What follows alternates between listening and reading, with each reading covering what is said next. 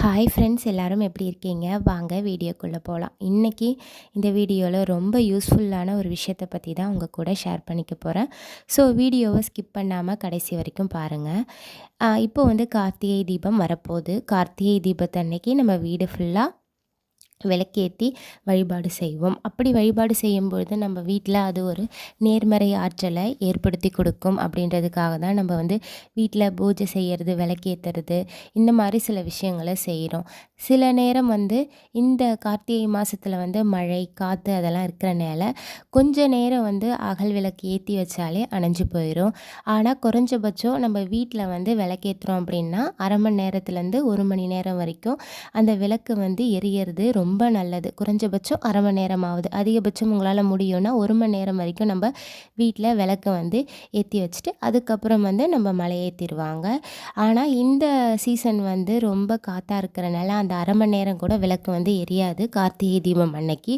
So அதனால் எப்படி ஒரு அரை மணி நேரத்துலேருந்து 1 மணி நேரம் விளக்கு அணையாமல் அட் த சேம் டைம் எண்ணெய் கசியாமல் நமக்கு ஒர்க்கும் ஈஸியாக இருக்க மாதிரி ஒரு டிப்பு தான் உங்கள் கூட ஷேர் பண்ணிக்க போகிறேன்.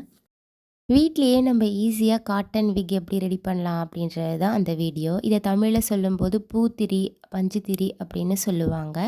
அதை எப்படி செய்கிறதுன்னு பார்க்கலாம். இதுக்கு நம்ம காட்டன் மெடிக்கலில் யூஸ் பண்ணுவோம்ல, அந்த காட்டன் வாங்கிக்கலாம். அப்படி இல்லை அப்படின்னா உங்கள்கிட்ட கொட்டை எடுத்த அந்த பருத்தி பஞ்சு இருந்தாலும் அதுலேயும் இதில் செஞ்சுக்கலாம். இது காட்டன் நம்ம வாங்குறது மெடிக்கலில் சின்ன குவான்டிட்டியும் இருக்குது, பெருசாகவும் இருக்குது. உங்களுக்கு எது வேணுமோ அது மாதிரி வாங்கிக்கோங்க. இதுக்கு ஒரு கிளாஸில் கொஞ்சமாக தண்ணி எடுத்துக்கோங்க. அப்படி இல்லைன்னா பாலும் நம்ம யூஸ் பண்ணிக்கலாம். இப்போ பாருங்கள், நான் வீடியோவில் காட்டியிருக்க மாதிரி தான் கொஞ்சமாக எடுத்து நீங்கள் அந்த கார்னர் இருக்குல்ல, அந்த கார்னரை நம்ம கையில் நல்லா தண்ணி தொட்டு ஒரு ரொட்டேஷன் மாதிரி இப்படி ட்விஸ்ட் பண்ணும்போது அது நல்லா செட் ஆகிரும். ஸோ அதுக்கப்புறம் அடிப்பகுதியை கொஞ்சம் நல்லா கையை வச்சு நம்ம அமுக்கி விட்டோம் அப்படின்னா போதும். அந்த திரியோட முனைப்பகுதி கொஞ்சம் நீளமாக இருக்க மாதிரி நீங்கள் பார்த்துக்கோங்க. ஏன் அப்படின்னா நம்ம நடுவில் போடுறோம்ல, நடுவில் போகும்போது அகல் விளக்கு குழியாக இருந்தது அப்படின்னா உள்ளே போயிடும். அதனால் திரி மேலே முனை நல்லா நீட்டிகிட்ருக்க மாதிரி நீங்கள் பெருசாக எடுத்து கையால் ட்விஸ்ட் பண்ணிக்கோங்க. அதே மாதிரியே நீங்கள் பெரிய அகல் தீபமாக ஏற்றுனீங்க அப்படின்னா அதுக்கு நல்லா நீளமான திரியாக எடுத்து பஞ்சை எடுத்து நீங்கள் திரித்து இந்த மாதிரி ரெடி பண்ணிக்கோங்க. இப்போ பாருங்கள், நான் ரெடி பண்ணி வச்சுருக்கேன். கொஞ்சம் அதெல்லாம் உங்களுக்கு ஏற்றி காட்டுறேன்.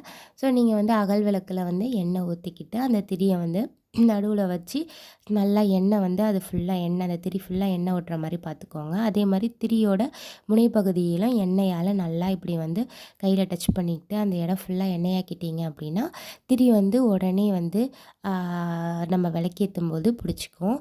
ஸோ பாருங்கள், நான் இதில் ஏற்றி காட்டுறேன் உங்களுக்கு. இந்த மாதிரி பஞ்சுத்திரி போட்டு நம்ம விளக்கேற்றும் போது அதனுடைய முழு பலன்களும் நமக்கு சேரும். இப்போது இதோட அட்வான்டேஜஸ் என்னென்ன அப்படின்னு பார்க்கலாம். காற்றுல விளக்கு அவ்வளோ சீக்கிரத்துக்கு அணையாது. அதே மாதிரியே நின்று விளக்கு 1 மணி நேரம் வரைக்கும் கண்டிப்பாக எரியும்.